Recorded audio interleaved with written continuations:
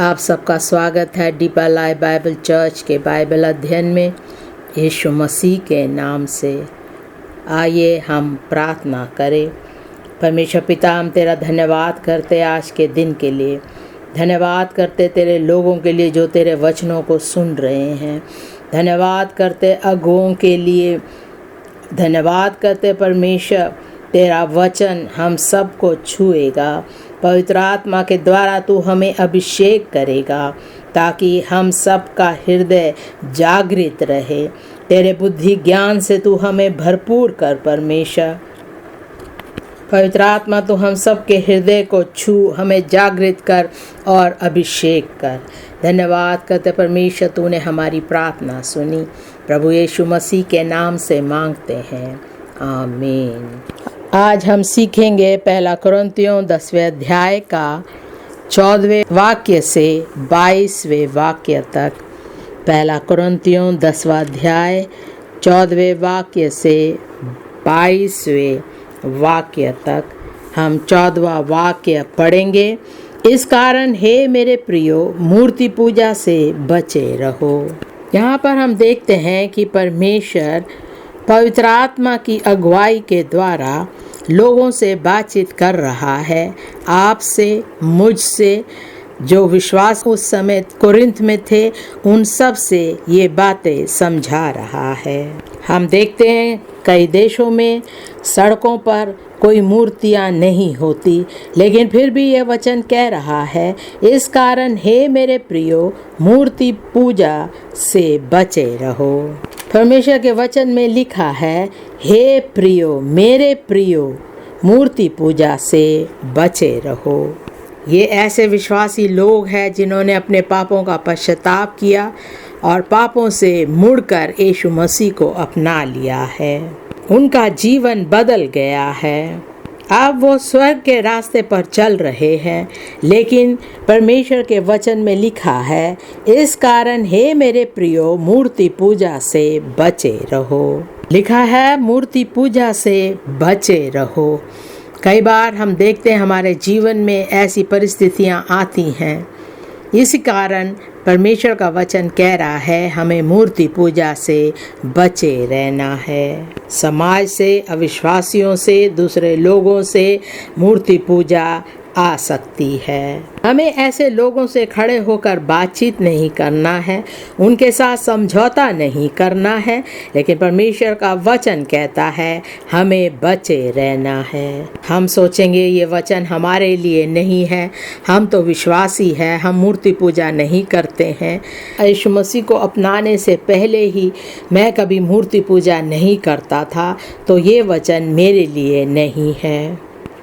नए नियम में हमें देखने को मिलता है मूर्ति पूजा का मतलब ये नहीं हमने पत्थर की कोई मूर्त बनाई है, सोने चांदी की कोई मूर्त बनाई है, उसकी हम आराधना कर रहे हैं। अगर आपके दिल में कोई इच्छा है, कोई बातें हैं, कोई विचार है जिसको हम एक ऊंचा दर्जा देते हैं, परमेश्वर से भी बढ़कर उसे हम मानते हैं, वो हमारे लिए एक मूर्त बन जाती है। किसी चीज़ से हम इतना प्रेम करते हैं, किसी व्यक्ति से हम इतना प्रेम करते हैं, अपने हृदय में उसको एक ऊंचा दर्जा देते हैं, वो हमारे जीवन में एक मूर्त बन जाता है। किसी भी चीज, वस्तु, व्यक्ति को हम परमेश्वर से ज़्यादा स्थान देते हैं, वो एक मूर्त है, उसकी हम आराधना कर रहे हैं। परमेश्वर के वचन से बढ़ कर के हम अपने आप को उसके लिए समर्पण कर देते हैं। हम केवल उस वस्तु पर अपना ध्यान लगाए रहते हैं। परमेश्वर की इच्छा के अनुसार नहीं जीते तो वो हमारे लिए एक मूर्त बन जाती है। इफिसियों 5वें अध्याय का 5वां वाक्य, इफिसियों 5वें अध्याय का 5वां वाक्य से पढ़ेंगे। क्योंकि तुम ये जानते हो कि किसी व्यभिचारी या अशुद्ध जन या लोभी मनुष्य की जो मूर्ति पूजक के बराबर है, मसीह और परमेश्वर के राज्य में मिरास नहीं। कोई तुम्हें व्यर्थ बातों से धोखा ना दे, क्योंकि इन ही कामों के कारण परमेश्वर का क्रोध आज्ञा न मानने वालों पर भड़कता है। 5वें वाक्य में लिखा है, एक लोभी मनुष्य मूर्ति पूजक के बराबर है। उसका मन संसार की बातों में, धन दौलत में लगा रहता है और उसी के पीछे वो रहता है। वो परमेश्वर के इच्छा के अनुसार नहीं सोचता है, परमेश्वर के प्रकाशन के अनुसार नहीं सोचता है, तो वो उसके लिए एक मूरत बन जाती है। व्यभिचारी, अशुद्ध जन, लोभी मनुष्य, ऐसे लोगों का परमेश्वर के राज्य में मिरास नहीं। मूर्ति पूजा के द्वारा हम परमेश्वर को क्रोधित करते हैं। अपने हृदय में किसी चीज़ को परमेश्वर से ज़्यादा ऊंचा उठाकर रखते हैं, उसी पर ध्यान देते हैं। ऐसी बातें हमारे जीवन में एक मूरत बन जाती है। इसी कारण आज्ञा ना मानने वाले बच्चों पर परमेश्वर का क्रोध आ जाता है। रोमियो पहला अध्याय 21वें वाक्य से पढ़ेंगे। रोमियो पहला अध्याय 21वां वाक्य। इस कारण कि परमेश्वर को जानने पर भी उन्होंने परमेश्वर के योग्य बड़ाई और धन्यवाद ना किया, परंतु व्यर्थ विचार करने लगे, यहाँ तक कि उनका निर्बुद्धि मन अंधेरा हो गया। 22वां वाक्य। वे अपने आप को बुद्धिमान जताकर मूर्ख बन गए। 23। और अविनाशी परमेश्वर की महिमा को नाशवान मनुष्य और पक्षियों और चौपायों और रेंगने वाले वस्तुओं की मूरत की समानता में बदल डाला। 24वां वाक्य। इस कारण परमेश्वर ने उन्हें उनके मन की अभिलाषाओं के अनुसार अशुद्धता के लिए छोड़ दिया कि वे आपस में अपने शरीरों का अनादर करें। 25वां वाक्य। क्योंकि उन्होंने परमेश्वर की सच्चाई को बदलकर झूठ बना डाला और सृष्टि की उपासना और सेवा की, ना कि उस सृजनहार की जो सदा धन्य है। आमीन। जब लोग दूसरे वस्तुओं की, दूसरे चीज़ों की, दूसरे व्यक्तियों की उपासना करते हैं, सेवा करते हैं, उस सृजनहार से बढ़कर जिसने उन्हें सृजा है, वो मूर्ति पूजा बन जाती है। जो कुछ परमेश्वर ने रचा है, इस संसार के वस्तुएं, पेड़ पौधे, पक्षी, जानवर, इन सब को परमेश्वर ने रचा है। जब हम उन्हें ऊंचे स्थान में रखते हैं, परमेश्वर से भी बढ़कर के उन्हें दर्जा देते हैं, तब वो मूर्ति पूजा बन जाती है। आज का हमारा विषय है जीवित ईश्वर में निहित विश्वास की आवश्यकता।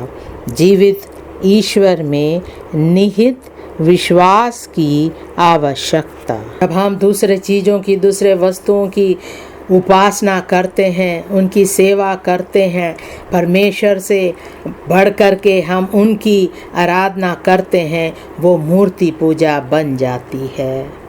ऐसी मूर्तों को हमें छोड़कर सच्चे परमेश्वर की उपासना करनी चाहिए। इस विषय को हम 3 भाग में बांटेंगे। पहला है परमेश्वर की सेवा के लिए मूर्ति पूजा का त्याग करना।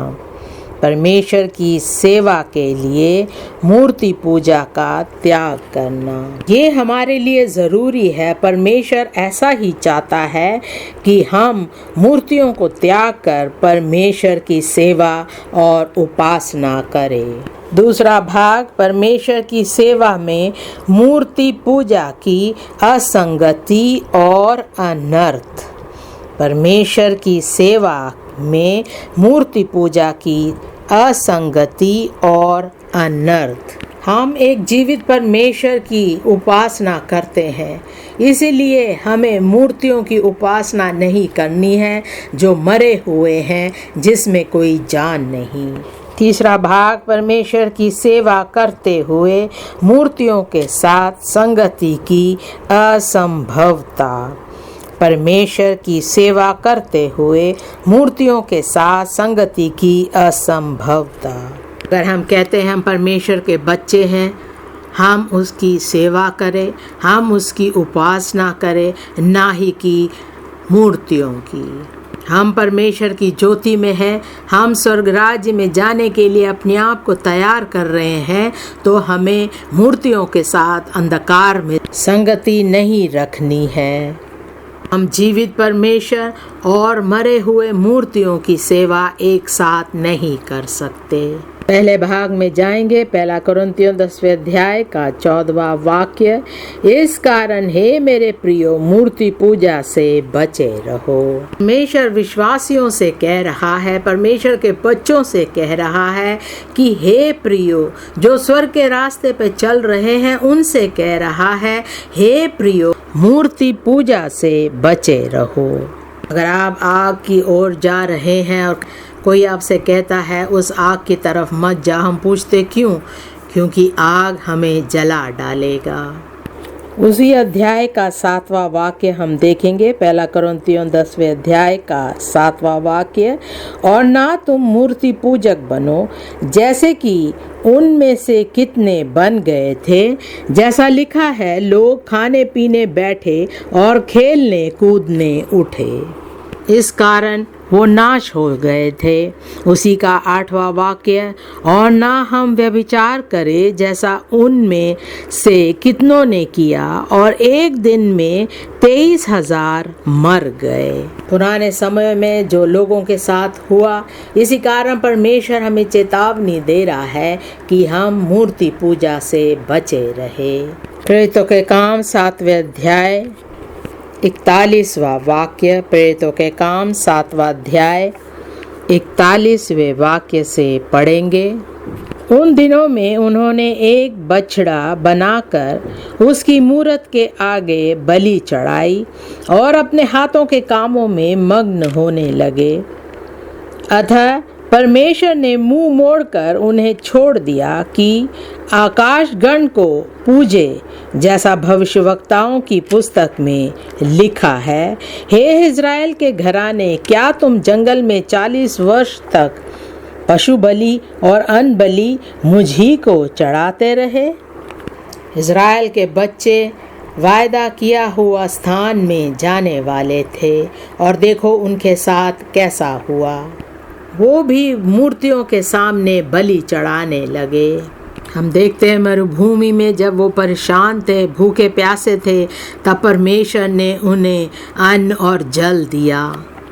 फिर भी वो मूरत बनाकर उसकी उपासना कर रहे थे। परमेश्वर ने लाल समुद्र में उनके लिए रास्ता खोला, फिर भी वो मूरत की पूजा कर रहे थे। भूमि में परमेश्वर ने उन्हें बहुत सी मुसीबतों से, शत्रुओं से बचाया, लेकिन फिर भी वो लोग मूर्ति पूजा कर रहे थे। इसी कारण वचनों के द्वारा परमेश्वर हमें चेतावनी दे रहा है कि हमें मूर्ति पूजा से बचे रहना है।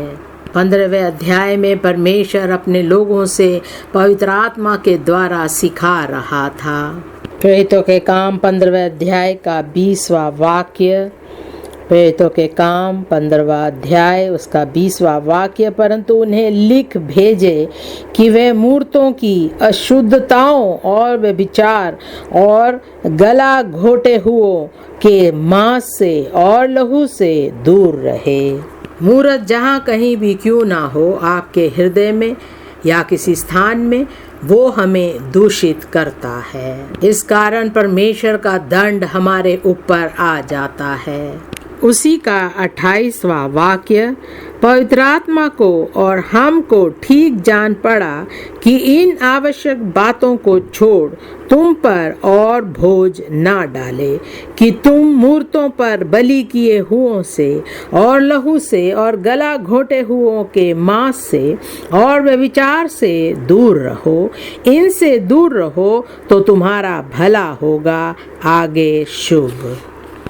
अगर हम परमेश्वर के बच्चे हैं, हमने यीशु मसीह को अपना उद्धारकर्ता मान लिया है, हम स्वर्ग की ओर जा रहे हैं, तो इन सब बातों से हमें दूर रहना है ताकि हमारा भला हो। आप परमेश्वर के परिवार के सदस्य हैं, आप परमेश्वर को सच्चाई से उसकी आराधना कर रहे हैं, तो हमें इन बातों से दूर रहना है। सचमुच में हमारा भला होगा यीशु मसीह के नाम से। प्रेरितों के काम 17वें अध्याय का 16वां वाक्य। प्रेरितों के काम 17वां अध्याय उसका 16वां वाक्य। जब पौलुस एथेंस में उनकी बाट जोड़ रहा था तो नगर को मूर्तों से भरा हुआ देखकर उसका जी जल गया। इसी कारण पौलुस वहाँ पर लोगों के बीच में परमेश्वर का वचन बांटने लगा। पापों का पश्चाताप करने के बारे में, अपना जीवन पूरी रीति से बदलने के बारे में प्रचार कर रहा था। उसी का 30वां वाक्य, इसलिए परमेश्वर ने अज्ञानता के समयों पर ध्यान नहीं दिया, पर अब हर जगह सब मनुष्यों को मन फिराने की आज्ञा देता है, क्योंकि उसने एक दिन ठहराया है जिसमें वह उस मनुष्य के द्वारा धर्म से जगत का न्याय करेगा, जिसे उसने ठहराया है, और उसे मरे हुओं में से जिलाकर ये बात सब पर प्रमाणित कर दिया है। यहाँ पर वो कह रहा है कि सबको पुरानी बातें छोड़कर मन फिराकर परमेश्वर की आज्ञाओं को मानना है। अगर हम पश्चाताप नहीं करते तो हमारा न्याय होगा और हमें दंड मिलेगा। परमेश्वर नहीं चाहता कि कोई नाश हो, इसलिए उसने अपना इकलौता पुत्र हमारे लिए इस जगत में भेजा ताकि वो क्रूस पर हमारे पापों के कारण मारा जाए। इसी कारण हमें पाप से, मूर्ति पूजा से, अंधकार के कामों से मुड़कर परमेश्वर की ज्योति में आना है। जब हम पश्चाताप करते, परमेश्वर हमारे पापों को क्षमा करके हमें स्वीकार करता है, फिर हम पर किसी बात का दंड नहीं होता। जब न्याय का दिन आएगा तो हमें किसी प्रकार का दंड नहीं मिलेगा। पहला कुरिन्थियों 6 अध्याय का 9वां और 10वां वाक्य। पहला कुरिन्थियों 6 अध्याय उसका 9वां और 10वां वाक्य। क्या तुम नहीं जानते कि अन्यायी लोग परमेश्वर के राज्य के वारिस ना होंगे? धोखा ना खाओ, ना वैश्यगामी, ना मूर्ति पूजक, ना परिस्थिगामी, ना लुच्चे, ना पुरुषगामी, ना चोर, ना लोभी, ना पियक्कड़, ना गाली देने वाले, ना ढेर करने वाले परमेश्वर के राज्य के वारिस होंगे। ऐसे ऐसे लोगों के बारे में लिखा है जो परमेश्वर के राज्य के वारिस नहीं होंगे। हम भी नरक नहीं जाना चाहते, हम अनंत काल के लिए परमेश्वर के राज्य में रहना चाहते हैं। इसी कारण हमें मूर्ति पूजा नहीं करना है, क्योंकि मूर्ति पूजा से हमारा जीवन नाश हो जाएगा। पहला यूहन्ना 5वें अध्याय का 21वां वाक्य। पहला यूहन्ना 5वां अध्याय उसका 21वां वाक्य। हे बालकों, अपने आप को मूर्तों से बचाए रखो। प्रकाशित वाक्य 21वें अध्याय का 8वां वाक्य। प्रकाशित वाक्य 21वें अध्याय का 8वां वाक्य। परंतु डरपोकों और अविश्वासियों और घिनौनों और हत्यारों और व्यभिचारियों और टोनों और मूर्ति पूजकों और सब झूठों का भाग उस झील में मिलेगा जो आग और गंधक से जलती रहती है। ये दूसरी मृत्यु है। ये ऐसी मृत्यु है जिसके कारण हम परमेश्वर से हमेशा के लिए अलग हो जाएंगे। हम परमेश्वर से हमेशा हमेशा के लिए दूर हो जाएंगे, फिर कभी भी हम परमेश्वर के पास नहीं आ पाएंगे। आत्मिक रूप से हम परमेश्वर से पूरी तरह से अलग हो जाएंगे। कई लोग डरपोक होते हैं, वो सोचते हैं अगर मैं मूर्ति पूजा छोड़ दूं तो मेरा क्या होगा।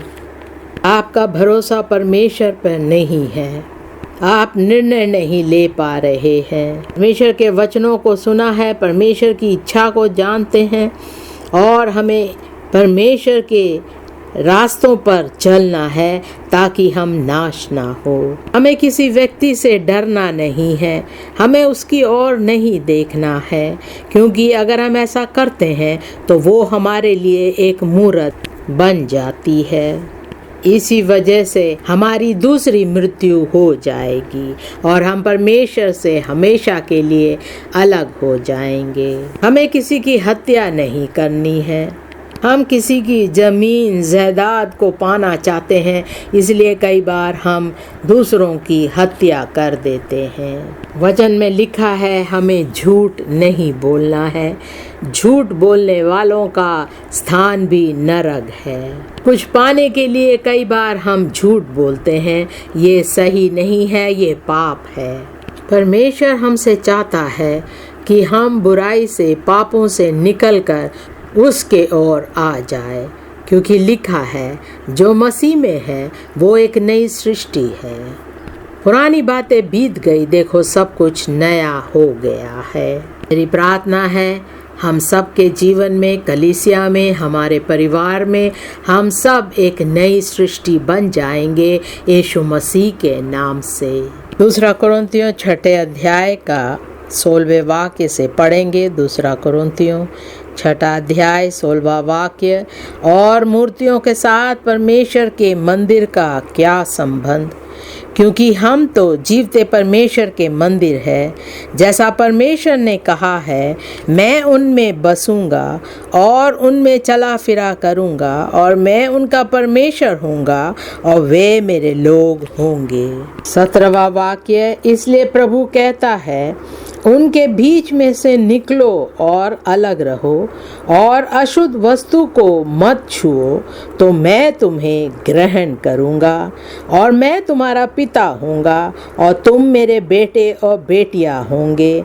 ये सर्वशक्तिमान प्रभु परमेश्वर का वचन है। जो अपने पापों का पश्चाताप करते हैं, अपने पापों से मुड़ जाते हैं, यीशु मसीह को अपना उद्धारकर्ता मानते हैं, परमेश्वर का वचन कहता है कि वो हमें अपना बनाएगा, हम उसके होंगे, परमेश्वर हमें ग्रहण करेगा।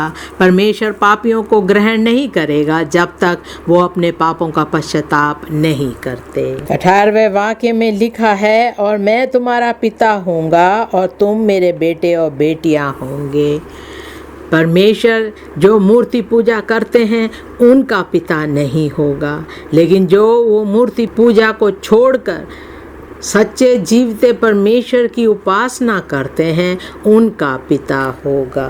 मेरी प्रार्थना है ये परमेश्वर का वचन हमारे जीवन में फलवंत होगा और हम में से कोई भी पाप में बने नहीं रहेंगे यीशु मसीह के नाम से। 1 थिस्सलुनीकियों 1 अध्याय का 9वां और 10वां वाक्य। 1 थिस्सलुनीकियों 1 अध्याय उसका 9वां वाक्य। क्योंकि वे आप ही हमारे विषय में बताते हैं कि तुम्हारे पास हमारा आना कैसा हुआ और तुम कैसे मूर्तों से परमेश्वर की ओर फिरे, ताकि जीवते और सच्चे परमेश्वर की सेवा करो। 10वां वाक्य। और उसके पुत्र के स्वर्ग पर से आने की बाट जोते रहो, जिसे उसने मरे हुओं में से जिलाया, अर्थात यीशु की, जो हमें आने वाले प्रकोप से बचाता है। ये सच्चे रीति का बदलाव होता है जब हम अंधकार से परमेश्वर की ज्योति में आते हैं। हम कैसे मूर्तों से सच्चे परमेश्वर, जीवते परमेश्वर की सेवा करते हैं। फिर हम यीशु मसीह की बाट जोते रहते हैं, जो हमारे लिए मारा गया, जिलाया गया और फिर से आने वाला है, और वो ही हमें हर एक आने वाले प्रकोप से बचाता है। अब हम दूसरे भाग में आएंगे, परमेश्वर की सेवा में मूर्ति पूजा की असंगति और अनर्थ। हम देखेंगे 1 कुरिन्थियों 10वें अध्याय का 15वें वाक्य से। 1 कुरिन्थियों 10वां अध्याय उसका 15वां वाक्य। मैं बुद्धिमान जानकर तुमसे कहता हूँ, जो मैं कहता हूँ उसे तुम परखो। वह धन्यवाद का कटोरा जिस पर हम धन्यवाद करते हैं, क्या मसीह के लहू की सहभागिता नहीं? वह रोटी जिसे हम तोड़ते हैं, क्या वह मसीह की देह की सहभागिता नहीं? इसलिए कि एक ही रोटी है तो हम भी, जो बहुत है, एक देह है, क्योंकि हम सब उसी एक रोटी में भागी होते हैं। प्रेरित पौलुस कुरिन्थ के लोगों को बड़े सीधे रूप से, साधारण रूप से उन्हें परमेश्वर के वचन से समझा रहा था। यिर्मयाह 8वां अध्याय उसका 8वां और 9वां वाक्य। यिर्मयाह 8वां अध्याय 8वां वाक्य, तुम कैसे कह सकते हो कि हम बुद्धिमान हैं और यहोवा की दी हुई व्यवस्था हमारे साथ है, परंतु उनके शास्त्रियों ने उसका झूठा विवरण लिखकर उसको झूठ बना दिया। बुद्धिमान लज्जित हो गए, वे विस्मित हुए और पकड़े गए। देखो, उन्होंने यहोवा के वचन को निकम्मा जाना है, उनमें बुद्धि कहाँ रही। यहाँ पे पूछा जा रहा है कि क्या तुम बुद्धिमान हो? अगर तुम बुद्धिमान हो तो परमेश्वर की बातें तुम में होगी। परमेश्वर की बुद्धि, परमेश्वर का वचन, परमेश्वर के वचन का प्रकाशन तुम में होगा। अगर तुम कहते हो तुम बुद्धिमान हो और परमेश्वर की बुद्धि को नहीं मानते हो तो तुम बुद्धिमान नहीं हो। यिर्मयाह 10वें अध्याय का दूसरा वाक्य। यिर्मयाह 10वें अध्याय का दूसरा वाक्य, अन्य जातियों की चाल मत सीखो, ना उनके समान आकाश के चिन्हों से विस्मित हो, इसलिए कि अन्य जाति लोग उनसे विस्मित होते हैं। अन्य जातियों के रास्ते पर मत चलो, उनकी बातों को मत सुनो। जो मूर्ति पूजा करते हैं उनकी बातों पर ध्यान मत दो। संसार के लोग शायद बहुत सी बातें जानते होंगे, लेकिन ये सब बातें आत्मिक प्रकाशन के द्वारा नहीं मिला है। ये परमेश्वर के वचन के अनुसार नहीं है। वो अन्य जाति हैं, अविश्वासी हैं, वो परमेश्वर की बातें नहीं जानते। ये लोग परमेश्वर के स्वर्ग के राज्य के बारे में नहीं जानते हैं। अगर आपके पास परमेश्वर की बुद्धि है, परमेश्वर की बातें हैं, परमेश्वर के वचनों का प्रकाशन है, तो वो सही है, फिर आप उनसे भी बढ़कर बुद्धिमान है। मेरी प्रार्थना है परमेश्वर हमें अन्य जातियों से संभाले रखेगा, यीशु मसीह के नाम से। उसी अध्याय का 15वां वाक्य, वे व्यर्थ और ठट्टे ही के योग्य है, जब उनके दंड का समय आएगा तब वे नष्ट हो जाएंगी। ऐसे लोग नाश हो जाएंगे, हम नाश नहीं होंगे। परमेश्वर ने जगत से ऐसा प्रेम किया कि उसने अपना इकलौता पुत्र दे दिया, ताकि जो कोई उस पर विश्वास करे वो नाश ना हो परंतु अनंत जीवन पाए। हमने परमेश्वर का सुसमाचार सुना है, हमने यीशु मसीह को अपना लिया है, इसलिए हम नाश नहीं होंगे।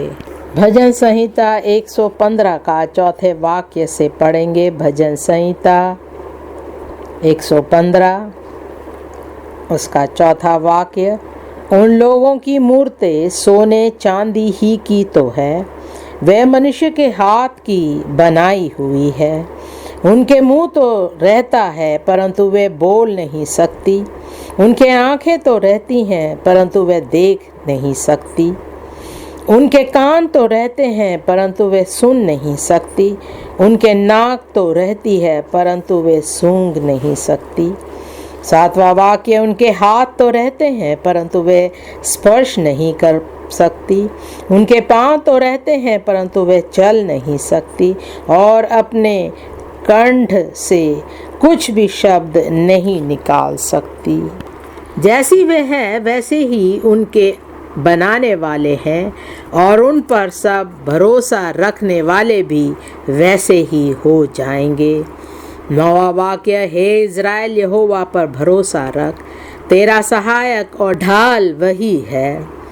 हे हारून के घराने यहोवा पर भरोसा रख, तेरा सहायक और ढाल वही है। हे यहोवा के डरवैयों यहोवा पर भरोसा रखो, तुम्हारा सहायक और ढाल वही है। 12वां वाक्य, यहोवा ने हमको स्मरण किया है, वह आशीष देगा, वह इज़राइल के घराने को आशीष देगा, वह हारून के घराने को आशीष देगा। हमारी प्रार्थना है हम मूर्ति पूजा नहीं करेंगे यीशु मसीह के नाम से। यिर्मयाह 3 अध्याय का 22वें वाक्य से पढ़ेंगे। यिर्मयाह 3 अध्याय 22वां वाक्य। हे भटकने वाले लड़कों, लौट आओ, मैं तुम्हारा भटकना सुधार दूंगा। देख, हम तेरे पास आए हैं, क्योंकि तू ही हमारा परमेश्वर यहोवा है।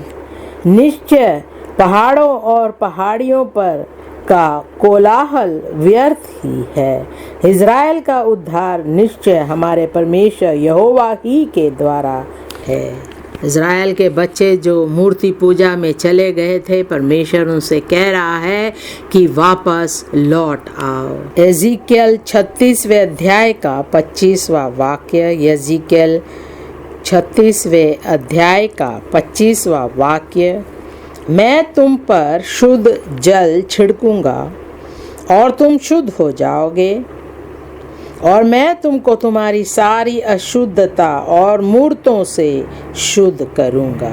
जब हम कहेंगे सब बातों से बढ़कर, सब चीज़ों से बढ़कर मैं परमेश्वर को अपने जीवन में पहला स्थान देता हूँ, परमेश्वर ही मेरे लिए सब कुछ है, मैं परमेश्वर की उपासना करूँगा और सेवा करूँगा। हम कहेंगे कि मैं परमेश्वर को पहला स्थान देता हूँ, मैं किसी और की उपासना नहीं करूँगा, मैं मूर्ति पूजा नहीं करूँगा।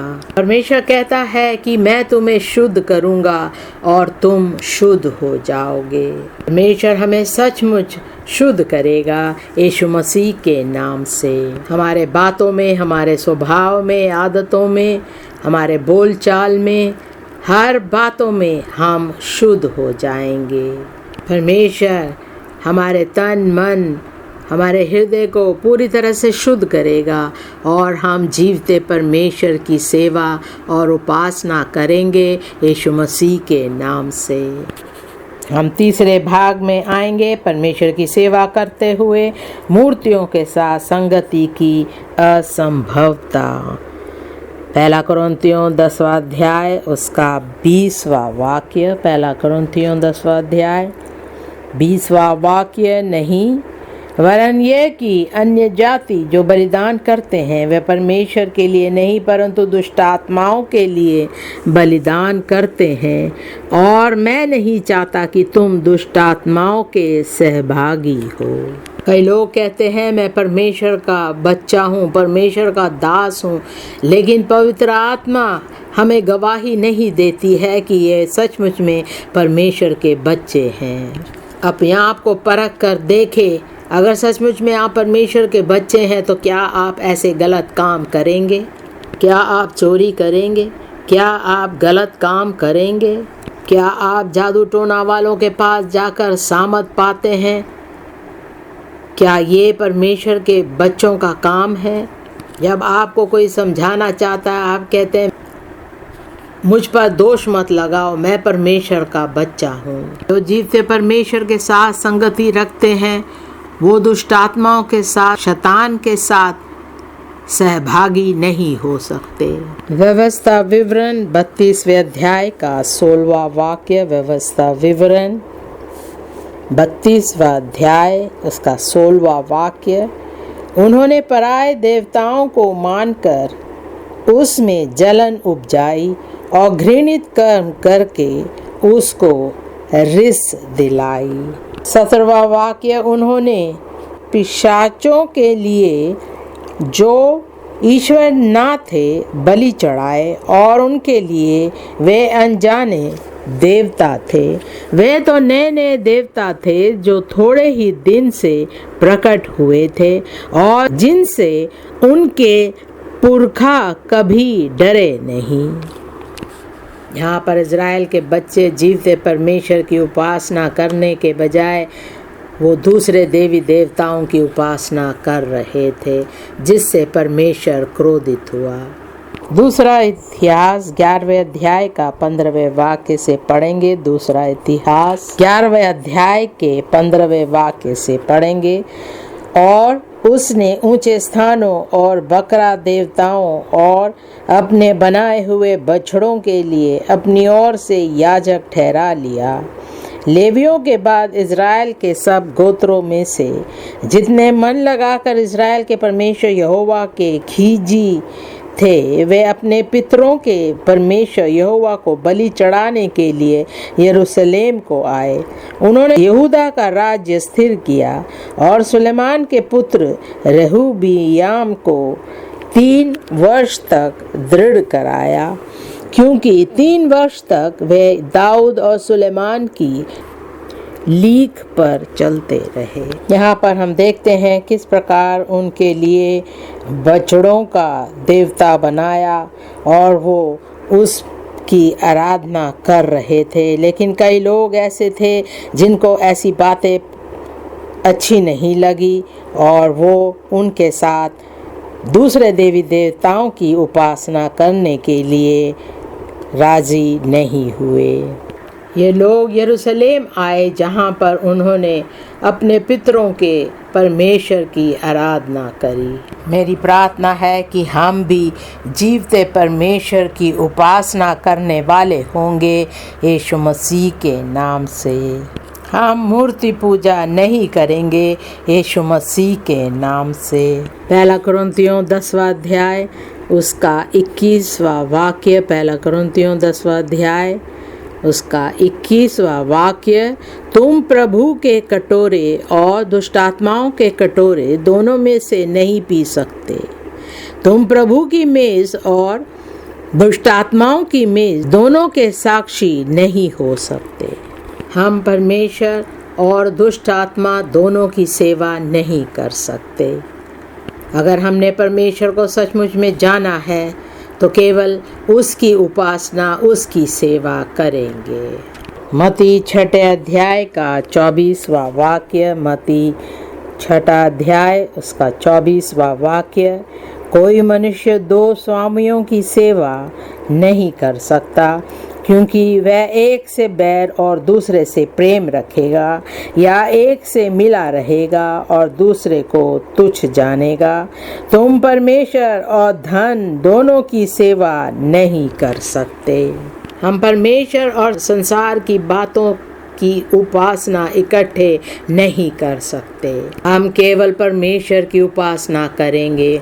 सब कहे, मैं केवल परमेश्वर की उपासना करूँगा। सचमुच में हम उसकी सेवा करेंगे यीशु मसीह के नाम से। पहला तीमुथियुस 4 अध्याय का पहले वाक्य से पढ़ेंगे। पहला तीमुथियुस 4 अध्याय उसका पहला वाक्य, परंतु आत्मा स्पष्टता से कहता है कि आने वाले समयों में कितने लोग भरमाने वाली आत्माओं और दुष्ट आत्माओं की शिक्षाओं पर मन लगाकर विश्वास से बहक जाएंगे। यह उन झूठे मनुष्यों के कपट के कारण होगा जिनका विवेक मानो जलते हुए लोहे से दागा गया है। लिखा है, कई लोग विश्वास से बहक जाएंगे। जब तक वो विश्वास में होंगे वो परमेश्वर के साथ होंगे। जब वो विश्वास में नहीं होंगे तो वो भरमाने वाली आत्माओं और दुष्ट आत्माओं की शिक्षाओं पर चलेंगे। हमारी प्रार्थना है कि हमारे साथ ऐसा नहीं होगा यीशु मसीह के नाम से। उसी का 6वां वाक्य, यदि तू भाइयों को इन बातों की सुधि दिलाता रहेगा तो मसीह यीशु का अच्छा सेवक ठहरेगा और विश्वास और उस अच्छे उपदेश की बातों से जो तू मानता आया है तेरा पालन पोषण होता रहेगा। जब हम दूसरों को परमेश्वर के वचनों से सिखाते हैं, उनको सही शिक्षा देते हैं, तो वो परमेश्वर के विश्वास में बने रहेंगे। अगर हम अच्छी शिक्षा को पकड़े रहेंगे तो बुरी शिक्षा हमारे जीवन में नहीं होंगी यीशु मसीह के नाम से।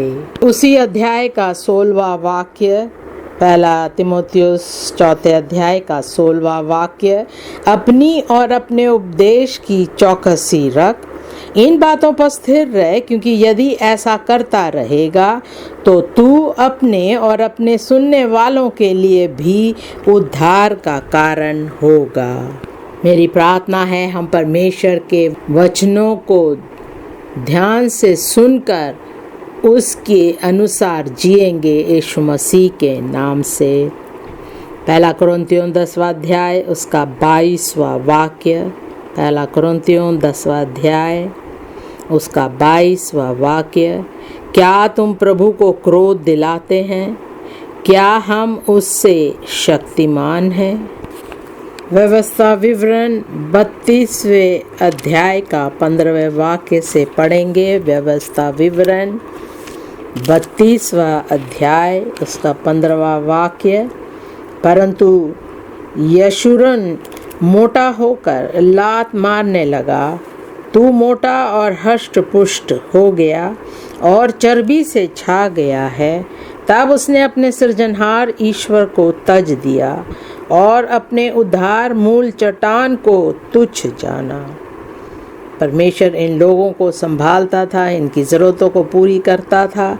ये अच्छे मोटे ताज़े थे, लेकिन फिर बाद में इन्होंने सृजनहार को नहीं माना, उसे तुच्छ जाना। 16वां वाक्य। उन्होंने पराये देवताओं को मानकर उसमें जलन उपजाई और घृणित कर्म करके उसको रिस दिलाई। इसी कारण पौलुस नए नियम में उन लोगों को समझा रहा था कि पुराने समय में लोगों ने परमेश्वर को तुच्छ जाना, उसे नहीं अपनाया और परमेश्वर उनसे क्रोधित हो गया। क्या तुम जो कुरिन्थ में हो तुम भी ऐसा ही करोगे? हम केवल जीवते परमेश्वर की उपासना करेंगे। मत्ती 4 अध्याय का 10वां वाक्य। मत्ती 4 अध्याय उसका 10वां वाक्य। तब यीशु ने उससे कहा, हे शैतान दूर हो जा। हम देखते हैं यीशु मसीह के ऊपर पवित्र आत्मा एक कबूतर के समान आया और उसके बाद शैतान को इतनी हिम्मत हुई कि वो यीशु मसीह के सामने आकर उससे प्रश्न पूछने लगा। परमेश्वर ने स्वर्ग से कहा, ये मेरा प्रिय पुत्र है, इससे मैं प्रसन्न हूँ। 40 दिन और 40 रात यीशु मसीह ने उपवास रखने के बाद ये सब हुआ। शैतान ने यीशु मसीह से कहा, मेरे सन्मुख तू झुक जा और मेरी उपासना कर। अगर शैतान में इतनी हिम्मत थी यीशु मसीह का सामना करके उससे ऐसे कहने को, आप अपने बारे में क्या सोचते हैं? आपके साथ क्या हो सकता है? यीशु मसीह ने उस पर विजय पाई। इसी प्रकार हम भी विजय पाएंगे यीशु मसीह के नाम से। लिखा है, तब यीशु ने उससे कहा, हे शैतान दूर हो जा, क्योंकि लिखा है, तू प्रभु अपने परमेश्वर को प्रणाम कर और केवल उसी की उपासना कर। इसी प्रकार हमें भी करना है। हमें परमेश्वर को क्रोधित नहीं करना है। जो ऊंचा स्थान परमेश्वर का है, हमें उसे वो स्थान देना है और केवल जीवित परमेश्वर की उपासना करनी है। संसार की सारी बातें छोड़कर, अपनी इच्छाओं को छोड़कर केवल परमेश्वर को ऊंचा उठाना, उसकी सेवा करनी और उपासना करना है। जब हम ऐसा करते हैं परमेश्वर हमसे प्रसन्न होगा। तब परमेश्वर हमें बहुतायत से आशीष देगा यीशु मसीह के नाम से। पहला सामुएल 7वां अध्याय उसका 3 और 4 वाक्य। पहला सामुएल 7वां अध्याय 3 और 4 वाक्य। तब शामुएल ने इज़राइल के सारे घराने से कहा, यदि तुम अपने पूर्ण मन से यहोवा की ओर फिरे हो तो पराये देवताओं और अश्तोरेत देवियों को अपने बीच में से दूर करो और यहोवा की ओर अपना मन लगाकर केवल उसी की उपासना करो, तब वह तुम्हें पलिश्तियों के हाथ से छुड़ाएगा। 4 वाक्य। तब इज़राइलियों ने बाल देवताओं और अश्तोरेत देवियों को दूर किया और केवल यहोवा ही की उपासना करने लगे। सब वस्तुओं से बढ़कर, हर एक व्यक्ति से बढ़कर केवल जीवते परमेश्वर को ऊंचा उठाओ, उसी की सेवा करो, उसी की उपासना करो। तब परमेश्वर हमें अपने शत्रुओं से बचाएगा। जिस प्रकार उन लोगों ने केवल परमेश्वर की सेवा और उपासना करी, उसी प्रकार हम भी जीवते परमेश्वर की सेवा और उपासना करेंगे। ये परमेश्वर हमारा परमेश्वर होगा। हम कह सकेंगे, परमेश्वर मेरा उद्धार करता है, परमेश्वर मेरी हर ज़रूरतों को पूरी करता है, परमेश्वर मेरा छुड़ाने वाला है। मैं केवल इसी जीवते परमेश्वर की सेवा और उपासना करूँगा। क्या आप भी ऐसा ही करेंगे? क्या आप शैतान और जादू टोना वालों के पास जाएंगे? आप दूसरों के साथ मिलकर मूर्ति पूजा नहीं करेंगे। केवल पिता परमेश्वर जो यीशु मसीह का पिता है, उसकी आराधना हम करेंगे।